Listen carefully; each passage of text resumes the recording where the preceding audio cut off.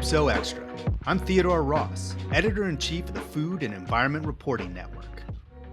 Who gets to write the history of food in the West? Who decides what's included and what's left out? Paisley Rekdal took on these questions in her essay, Eating Bitterness. She focuses on the Chinese immigrants who built the Transcontinental Railroad, how they lived and died, what they ate. It also explores the complex ways that food can be a means both of oppression and resistance. Hello, Paisley. Thank you for being here. We're on SOW Extra. I'm really glad you're here. Thanks for having me. Excited to be here. Great. So I want to start out by talking about what I sort of consider the primary theme of your essay, which is this expression from Mandarin that translates to eating bitterness. Let's talk about that first.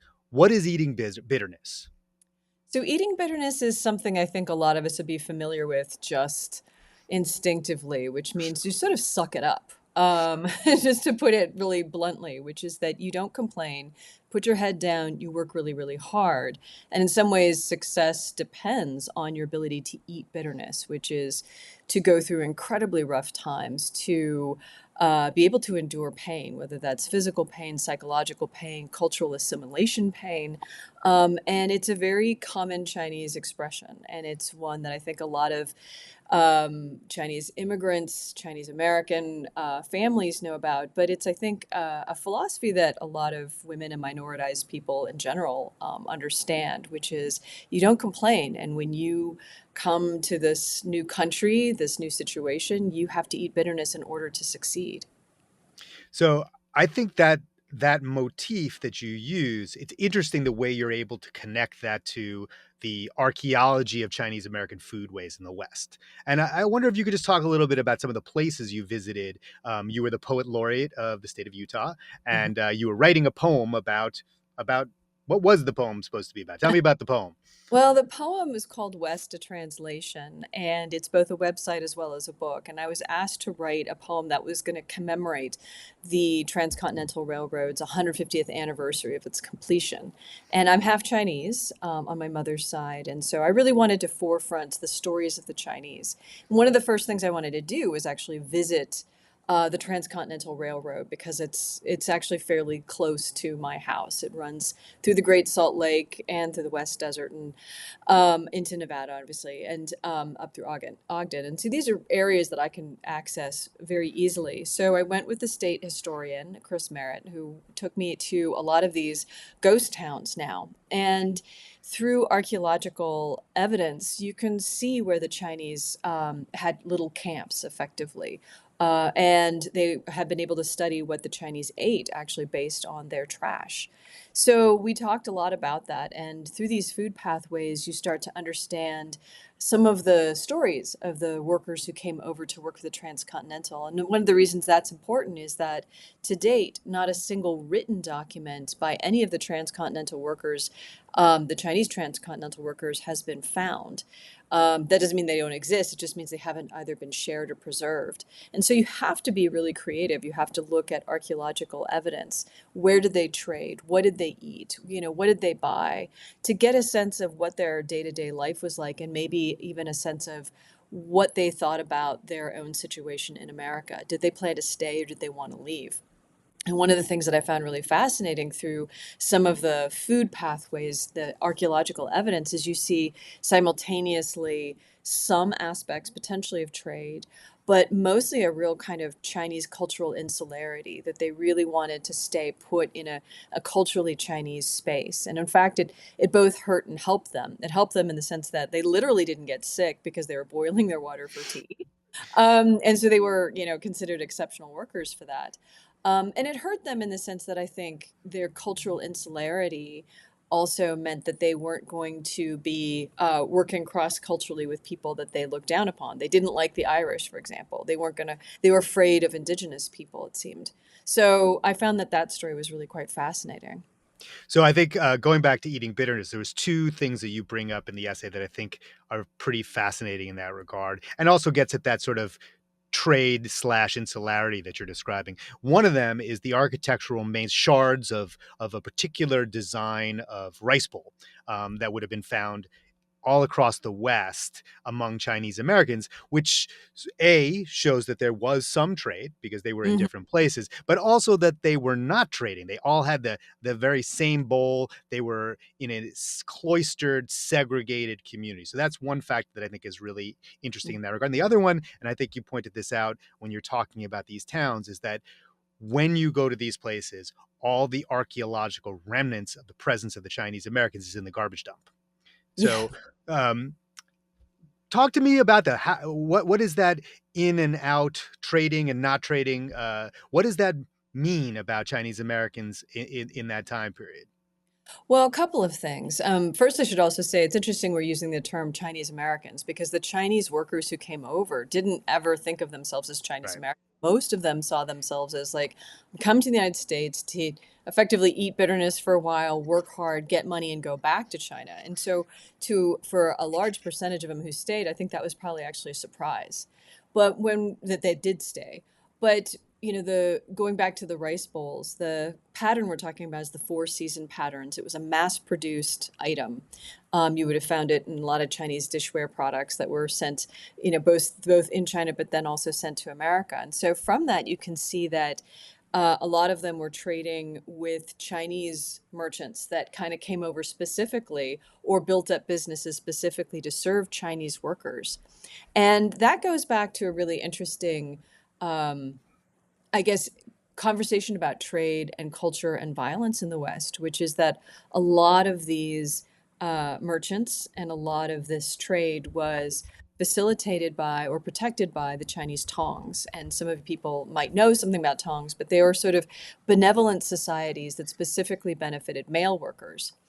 Chinese Southern male workers, and it's based on, the origin, district origin, where you were coming from in China, or your last name. Very common that almost all male workers coming over would have a relationship with the Tong because they'd set you up with work. And a lot of them funneled right into restaurant work, right into laundromat work, or right into merchant work and things like that. So my grandfather was a member of a Tong. My great grandfather was a leader of a Tong, things like that. So, but these Tongs would set up shop along the railroad route in order to protect trade, to make sure that Chinese money went right back into Chinese pockets. And this trade wasn't innocent. It wasn't simply like, oh, we're going to produce, we're going to give, make sure that people can get soy sauce bottles and, you know, plum rice wine. It was also like opium trade and the trade in sex trafficking. So young women were trafficked all throughout the West because, as we learned, after the 1875 Page Act, Chinese women were kept out of the country specifically so that, Chinese male workers wouldn't want to marry, settle down, and raise families here and then breed, quote unquote, and create like really large communities. And that was a real worry in the 19th century that these people would take over at some point if we didn't protect or control for reproduction effectively. So these tongs and this kind of trade route, going back to this theme of eating bitterness, I mean, I was really fascinated by the ways in which eating bitterness as a concept is something that I think everyone would participate in. But when you break it down, like some people eat bitterness more so than others. Like, so for instance, Chinese male workers were definitely eating a lot of bitterness because there was a lot of racism that they were experiencing. There was a lot of cultural segregation. There was a lot of animosity and violence. But they didn't sort of then turn around and say, well, let's make this a welcoming space for Chinese women. They ended up trafficking them Yeah. and also using that patriarchal system back from China and reinforcing it on American shores. So Chinese American women were really, or Chinese women were really eating bitterness too. And so this kind of question about power and fluctuations of power I found really fascinating. And you start to see it via these trade routes. That's really interesting. So one of the questions we always ask in these interviews is, why this story? What brought you to this particular story? Well, I mean, to a certain extent, it was one that came about simply because I was writing about the Transcontinental Railroad through poetry. And I was constantly asking myself this question, like, whose stories have we not heard? And the story that kept coming up over and over and over and over again with the research I was doing was that everyone was getting shafted by the railroad, but to greater or lesser extents. And the really fascinating thing was, in what ways do people exert the power that they have? No one is entirely powerless. No one is only a victim. And I thought that was a very interesting way of imagining American history. I think we have right now a conversation about American history where people are either victims or heroes, good guys or bad guys, and people don't want to talk about woke history because it demonizes one group or whatever and holds other people up as perfect victims. And I think that that's just a wrong way of looking at history. I'm really fascinated by the ideas, and if everyone has power and everyone uses power to whatever extent they have it, how do people express that? And so when I went back to this conversation around eating bitterness, which was something I was told over and over and over again, sort of implicitly and explicitly growing up, like, you just have to suffer and you have to kind of go through this. I was like, well, who does that really benefit? And how have I benefited from it? And in what ways might I, in being able to eat bitterness more successfully than other people, actually put other people in a worse position too? So I'm really fascinated by that conversation about history, power, and agency, and the very complex ways I think that they intersect. What would you say was the hardest thing? What was the biggest obstacle to your reporting on this? I know it's an essay, but what held you back the most? I think what held me back the most in this reporting is the understanding that we won't know. I mean, which is to say, the record is so incomplete. The Yeah. archive has all of these absences. And so it's always based on a kind of speculation. And also, even as somebody who comes from and has a conversation with this cultural history, um, a lot of the things that connect are emotional connections. They're not necessarily easily traceable, X, Y, Z, A, B, C. You can trace it easily. But to understand, like, all of these things come together to create realities. So, for example, I think a lot of the ways that we asexualize Asian American men now, or demonize Asian American men in particular ways, you start to trace that out of the 19th century via these portraits of labor, via these portraits of, like, the kinds of ways that they were depicted in the 19th century. And it's hard to explain that to somebody who's living right now, who's never seen these images in the 19th century, and is not even thinking about railroad work or restaurant work in the 19th century. But then when you put it all together and you're like, oh, well, actually, the ways that Chinese men dressed, when they had the long queues and they had this feminine dress, and they were working in domestic roles. So, whether it was kitchen work, whether it was laundry work, whether it was house servant work, they got slotted into these feminized positions. And that got culturally translated over the years. I mean, can you really prove that? I mean, it's a tough one, right? Because you're always looking for a straight one-shot answer, but in some ways what you're doing is gathering stories together and putting them up against each other. And I think that was both exciting to me as a reporter, but also makes me a little nervous because it allows for interpretation that goes in a very different way. But that's also exciting too. When we only have fragments, how we create narratives out of those fragments tells us a lot about who we are right now, as much as who they were back in the past. I mean, one of the things that's pretty amazing about the story is how wide ranging it is within this specific subject. I mean, we're talking about the origin of the birthright citizenship. You talk about the Tongs, the disappearance of Chinese certain kinds of Chinese food, how people's remains made it back to Hong Kong. There's a Yeah. lot of things that go on, and you're right, it is in juxtaposition. It doesn't cohere into one irrefutable argument. But I think the one thing that is not refutable is the centrality of Chinese people and Chinese American people in the culture of food in this country. And Yeah. I'm curious if how do you think that translates to today?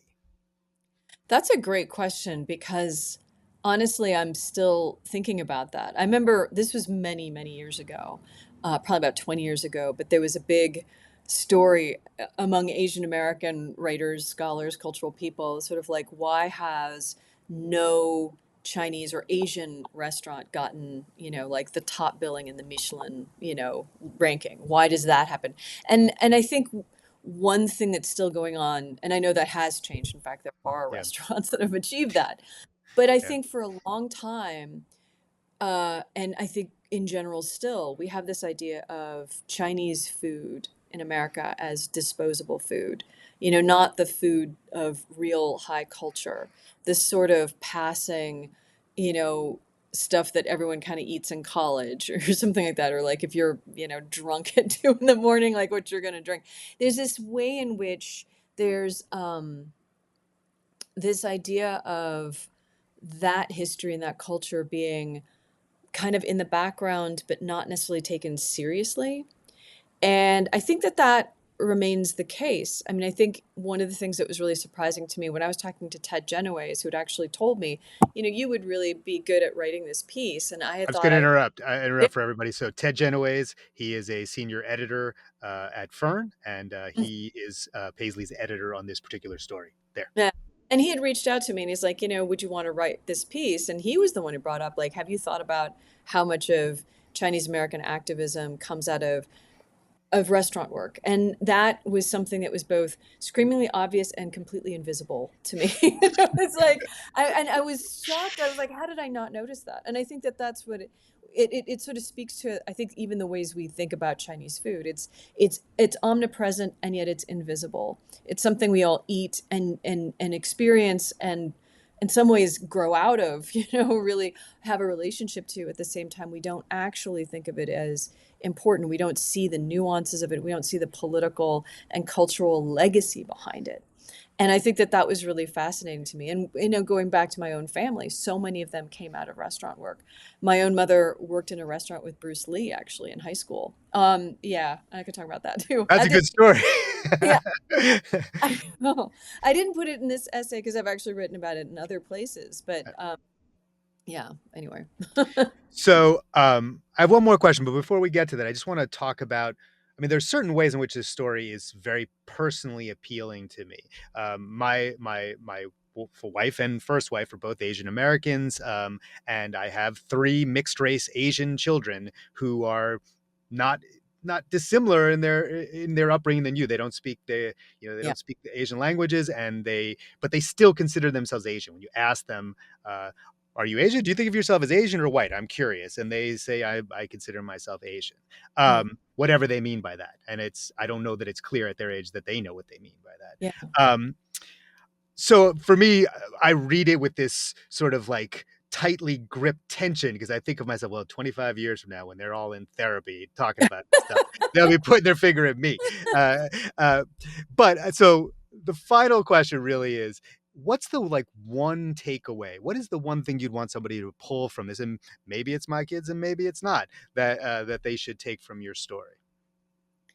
Wow. You know, I hadn't thought about that question, but I guess the one takeaway I got from working on this and from working on the Transcontinental project was just how much and how powerful it can be when we think about those cross-cultural connections, whether they're built on shared racialized experiences in America, or a shared cultural affiliation or whatever.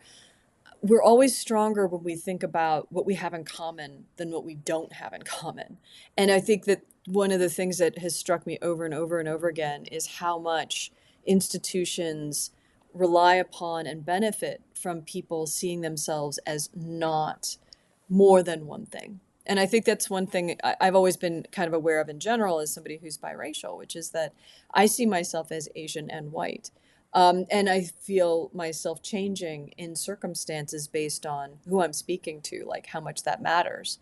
But to my mind, the thing that's always made me stronger as a person is being able to work across these cultural perspectives and see them as sometimes benefiting, sometimes speaking to, and sometimes speaking against each other. That juxtaposition is really powerful as well. And I think that if people could come away with this idea of like, how is it that we can work in in connection? How is it that we can strengthen something that will benefit all of us I think that can be a really powerful lesson, and I think it's one that's very relevant to today. I agree. Paisley, thank you so very much for this conversation and the story that you wrote. I appreciate you being here. Thank you so much for having me.